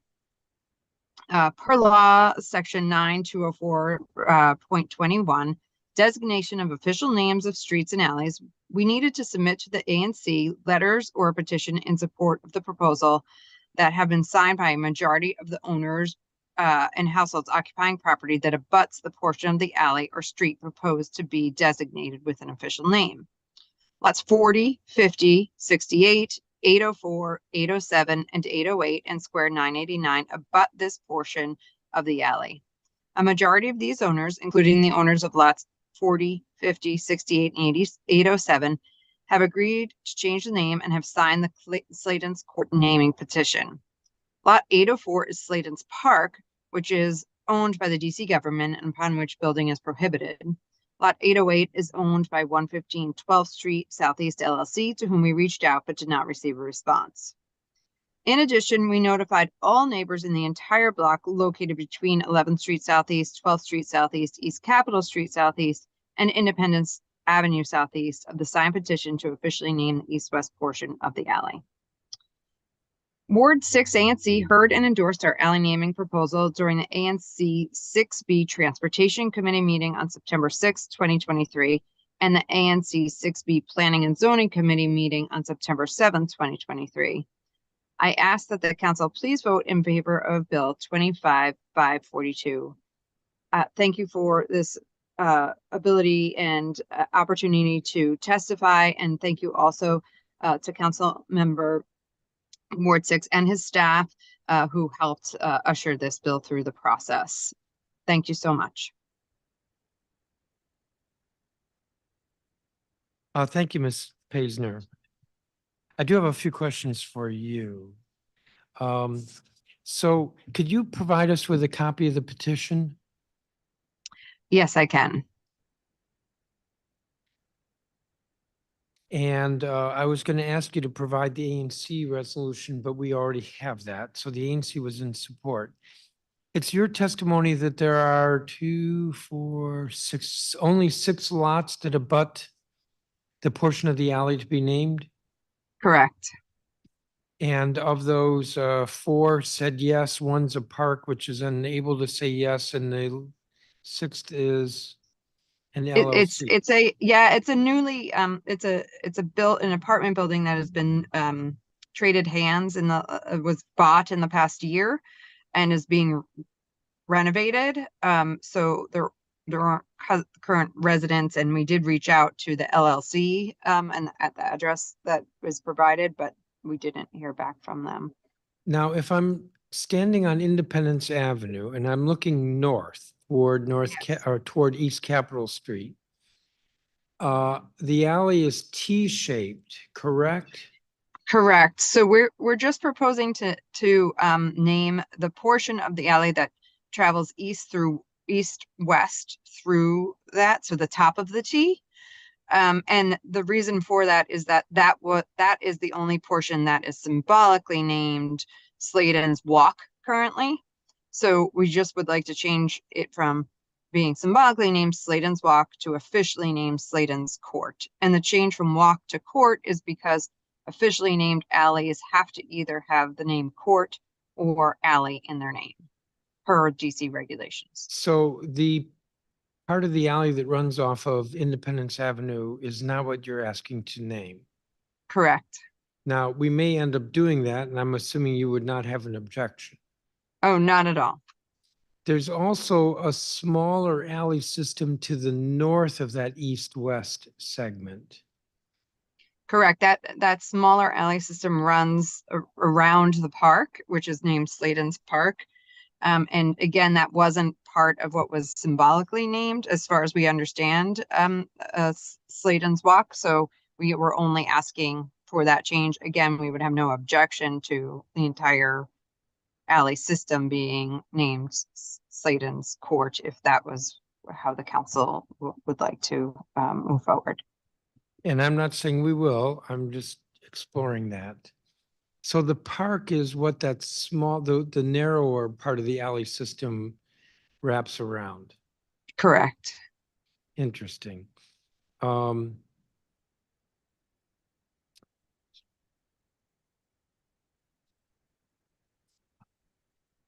it was symbolically named in 1981. Interesting. Correct. Give me just a second. Sure.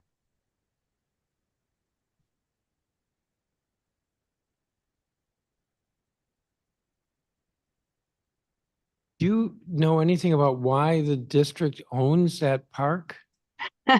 I do. It was given over to the district with an agreement that would remain a park forever.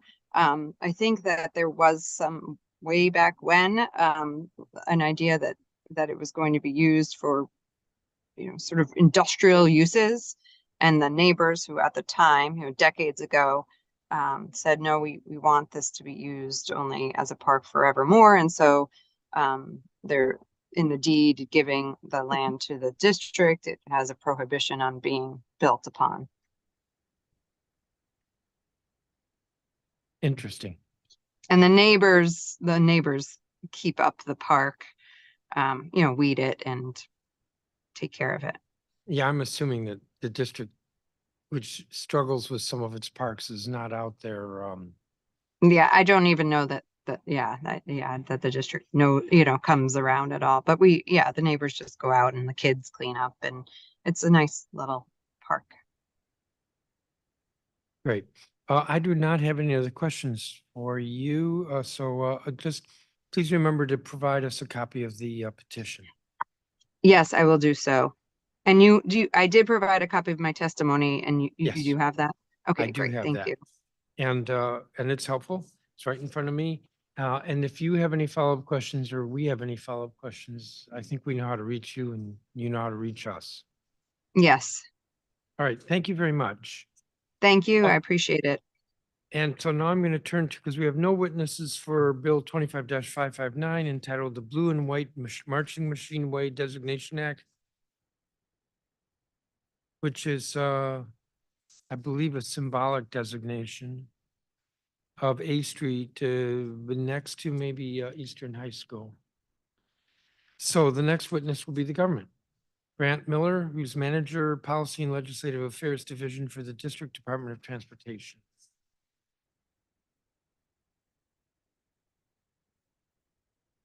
Is she going to be here?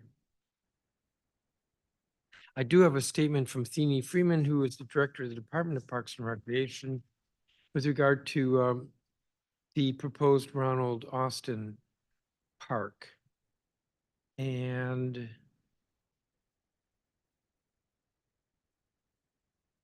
she says that DPR defers to the mayor and council who have the authority to select names, and DPR takes a neutral position.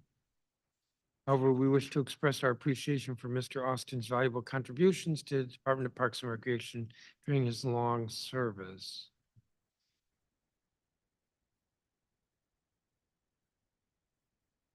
So that would be her statement, but she's not here to give that. But Mr. Miller is, you don't need to name every bill title when you give the testimony unless you feel compelled. No, thank you. I appreciate your flexibility.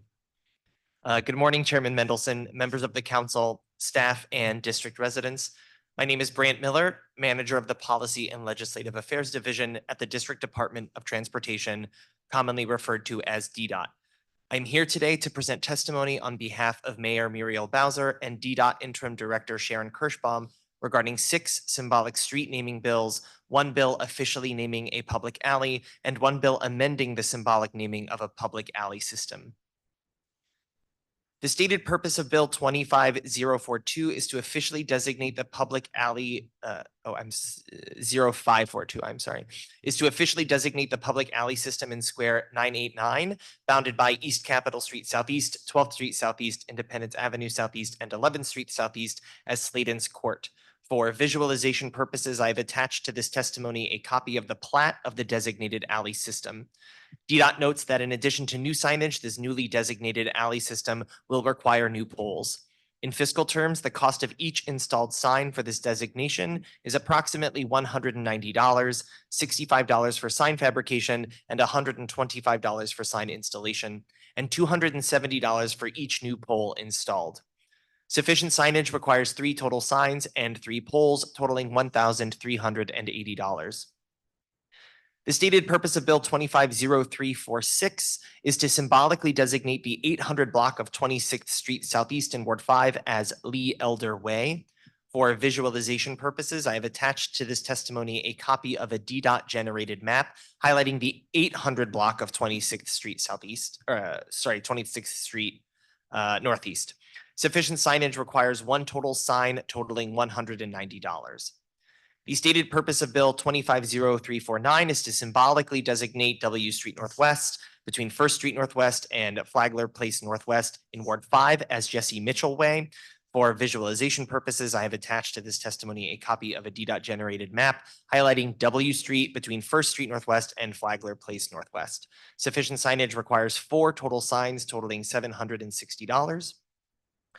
The stated purpose of Bill 250415 is to symbolically designate the 800 block of Southern Avenue Southeast between Chesapeake Street Southeast and Bonini Road Southeast as Robert L. Yaldell Way. For visualization purposes, I have attached to this testimony a copy of a DDOT generated map highlighting the portion of the 800 block of Southern Avenue Southeast described in the bill. Sufficient signage requires 2 total signs totaling $380.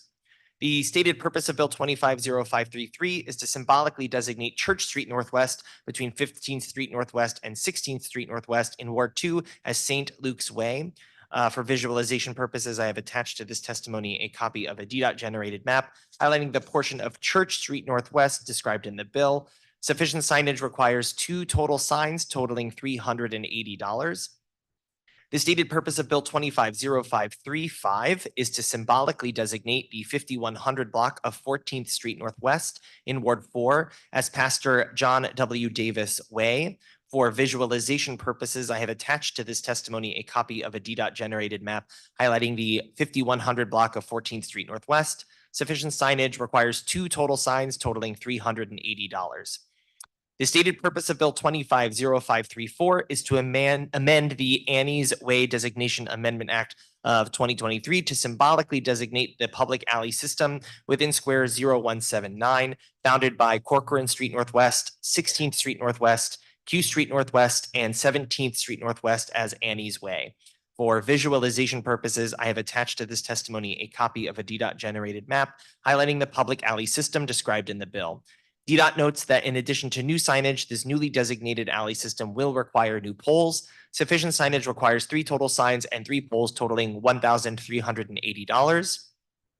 The stated purpose of Bill 250559 is to symbolically designate A Street Northeast between 13th Street Northeast and 16th Street Northeast as Blue and White Marching Machine Way. For visualization purposes, I have attached to this testimony a copy of a DDOT generated map highlighting the relevant section of A Street Northeast. As one point of clarification, because A Street Northeast terminates at North Carolina Avenue Northeast between 13th Street and 14th Street Northeast, we interpret this portion of A Street Northeast to be excluded from the symbolic designation. We appreciate clarification from the council if this interpretation deviates from the bill's intent. Sufficient signage requires 7 total signs and 1 pole, totaling $1,600. DDOT can absorb the cost of these signs and poles within its current budget and does not foresee any operational impact that these official and symbolic namings would have on the district's transportation network. Therefore, the administration has no objection to these street, alley, and public space namings. DDOT stands ready to assist the council and all other stakeholders with any ceremonial unveiling activities that may materialize as a result of these bills being passed.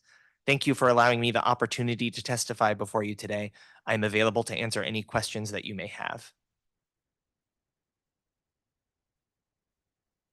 Thank you, Mr. Miller. So I do have a few questions. They're not hard. And we'll see if I remember. So Ron Austin, you're not commenting on because that's a park. Correct.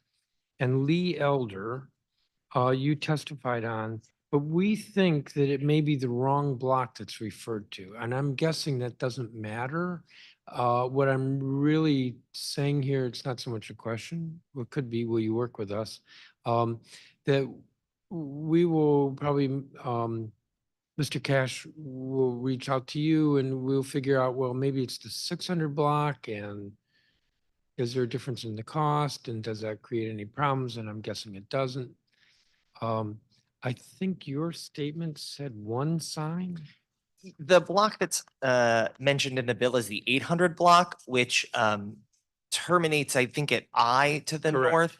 And there's a sign, there's not currently a sign there to put a symbolic sign on. There's a pole, but not a place for a sign. And so it would just have been at that southern intersection. However, if it's the 700 block, which is what I believe it is based on the witness testimony today, there would be, I think, 2 signs, which there would be no problem with the associated costs of 2 signs versus 1. Okay, and as I said, I think it might be the 600 block. I don't understand. I'm told it's 700 block from Benning to H. Correct. I believe so as well, based on the witness testimony. Our team is already generating a new map to reflect that in case that's beneficial. Okay, so that takes care of that one. Jesse Mitchell, I don't think there was any issue there. Robert Yeldell, is that a very long segment?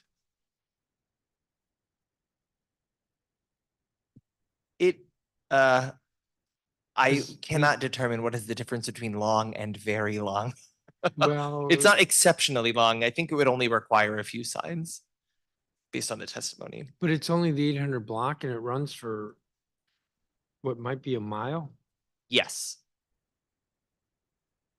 Actually, I suppose that's possible because it's a diagonal street. Correct. What did you say on that? You said there's only 2 signs, I think, because there's just 2 it's bookended by an intersection on each side with no intersections between. So there would only be 2 places where there are existing street signs in order to where we would put the symbolic signs. okay, and then St. Luke's, I don't think there's a question. And Annie's Way. So Annie's Way.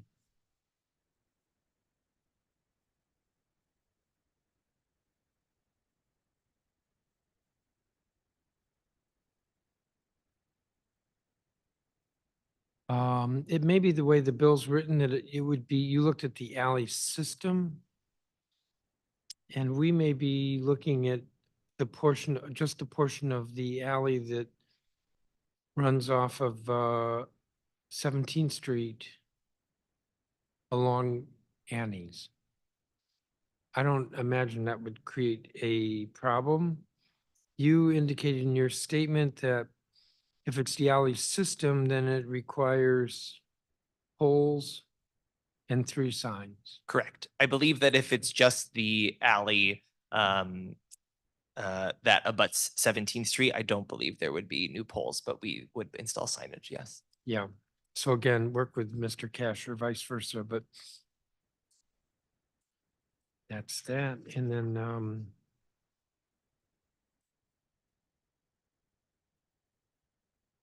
Layden's Court. So I don't know where we're gonna end up here. The plat that we got from the surveyor, I don't think you got, did you provide that? Yes, Is a T. correct. The witness who was the initiator said she only wanted the cross part of the T, not the leg of the T. I don't know if we'll do that. And I'm assuming if we make a change, as long as we're working with you, you don't foresee a problem. No, Because it's 3 signs, 2 signs. I don't know that we would do the rest of the public alley system, and that wasn't platted as in, it wasn't designated in the plat. correct.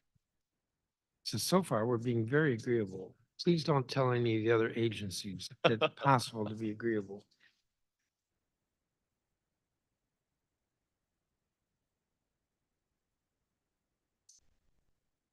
So with regard to Blue and White Marching Machine Way, I really thought the marching band should show up.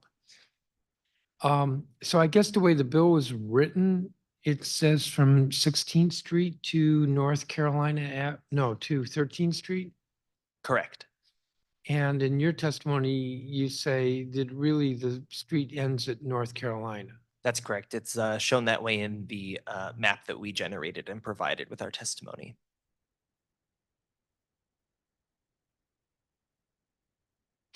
And as you depict it, it would be 7 signs and 1 pole. Correct.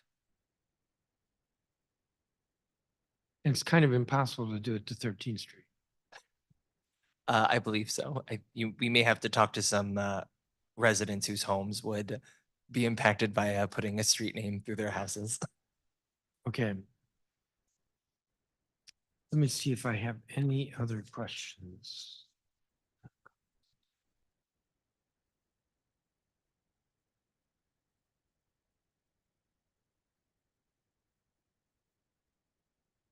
So I'm looking at a note here. We kind of touched on this. Lee Elder and the marching band, the Sladen's Court.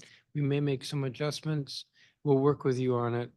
And if we need something, you'll know, we'll let you know. Thank you.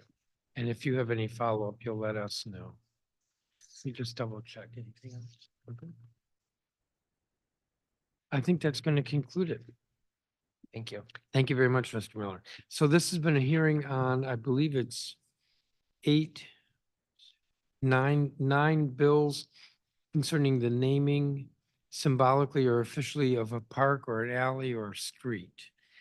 The record in this matter will be open for 2 weeks. That is, the record will close at 5 p.m. on Friday, December 29th, 2023. The time is 3:16 p.m. and this hearing is adjourned.